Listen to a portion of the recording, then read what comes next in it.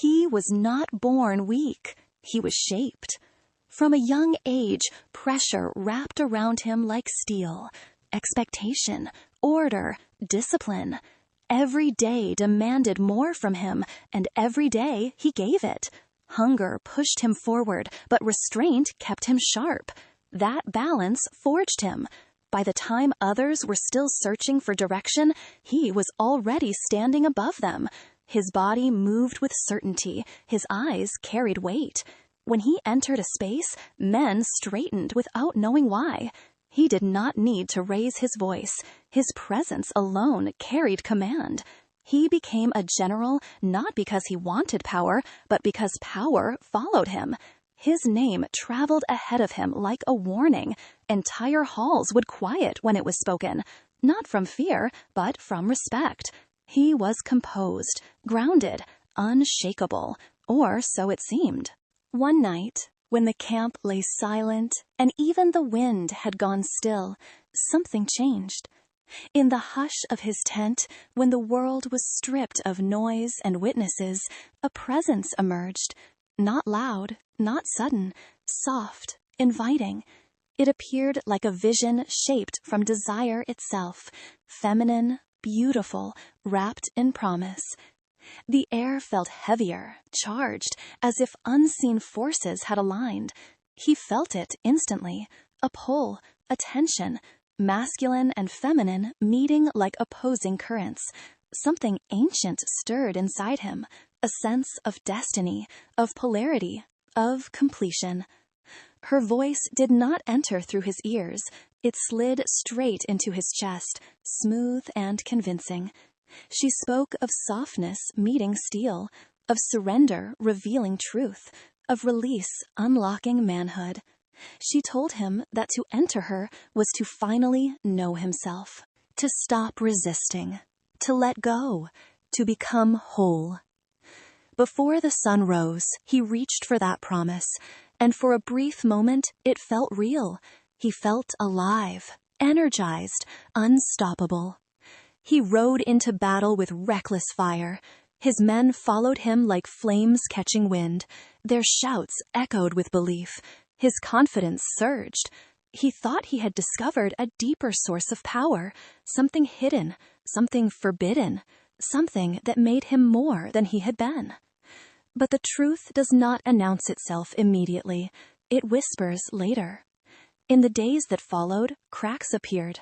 On the training ground, his arm felt heavy. His timing was off. A recruit struck his blade aside, something that would have been impossible before. In council, his mind drifted. Thoughts once sharp, now blurred. Decisions took effort. Focus slipped. A younger officer corrected him openly. The room froze. That moment echoed in his chest long after the council ended. At night, doubt crept in. So he returned to her, again and again, seeking reassurance, seeking to feel like himself. But each time he gave, something drained away. Subtle, quiet, invisible, yet undeniable. The more he chased that feeling, the weaker he became. Then came the battle that ended it all. In the heat of chaos, her voice returned, not outside him, but inside his head, soft, persuasive, distracting. His attention fractured. Orders hesitated. Lines broke. His men faltered. Banners fell. The defeat was complete. Dishonor followed. He could not bear the eyes of those he once led. He abandoned his command and walked away from everything he had built.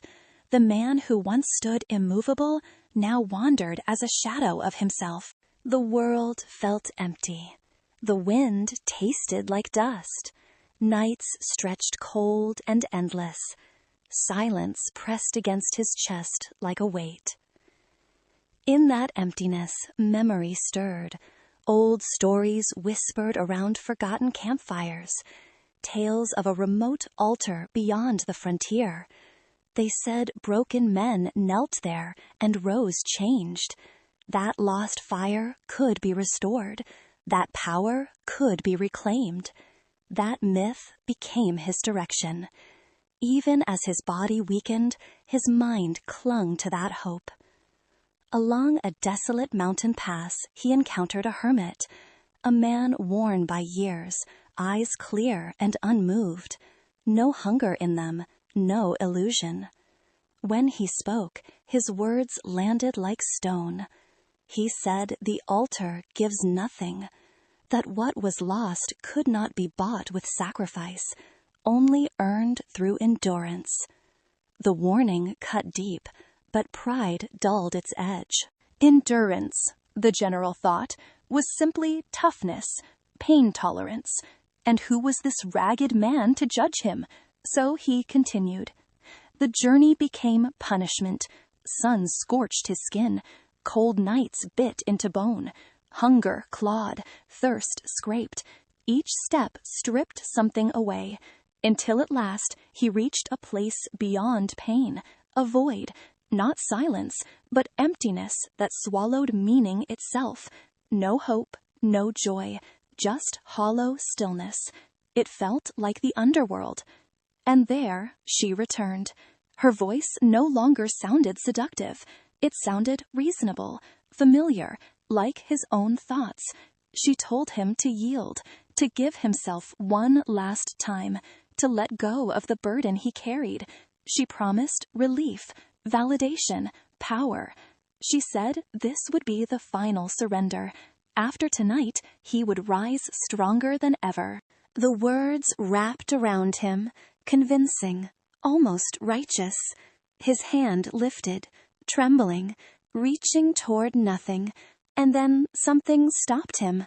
Not strength, not confidence, just a tiny ember, stubborn, refusing to die. He did not fight. He did not argue. He simply endured. He lowered his hand and moved forward, step by step, through the wasteland, because discipline is not glamorous, it is not loud, it does not feel good.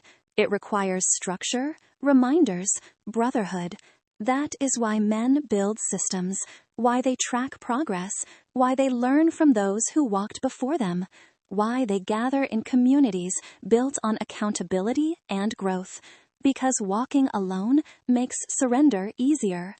When he finally reached the altar, it stood cold and lifeless, stone worn smooth by time. He collapsed before it, palms pressed against its surface, begging for power, for proof, for something, anything. Silence answered him. Nothing. The hermit's words returned. The altar gives nothing but emptiness. That truth shattered him. Rage surged. Despair followed. He cursed the altar, the journey, the spirit, himself. His forehead rested against the stone, and in that emptiness something flickered. Not from the altar, from within. He remembered the moment he refused the whisper. That refusal was not weakness, it was strength. The spirit had never been a gift. She was a thief, offering escape from the burden of carrying fire. Now he understood.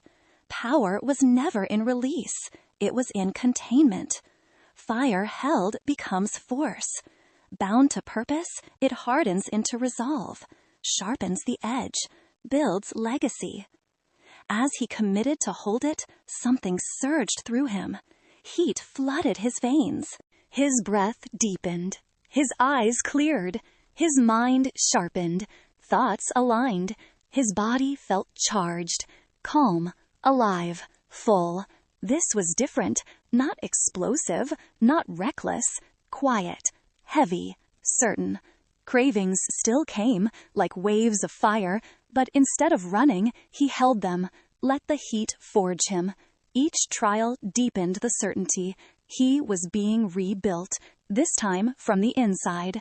When she appeared again, radiant and demanding, drawn by his strength, he did not move, he did not resist, he simply endured, still as stone. And in that stillness, she faded, powerless. Rumors spread of a man moving with unshakable calm. His former soldiers whispered of his return. When he entered the camp, he said nothing, yet men straightened, officers faltered under his gaze. What they felt was not authority, it was mastery. The hunger that once hollowed him now lived in his stride, in his voice, in his silence. He no longer needed to prove himself. His presence spoke. No spirit came again. The fire was his, contained, harnessed, guarded. He had become a man reborn. Are you ready to evolve?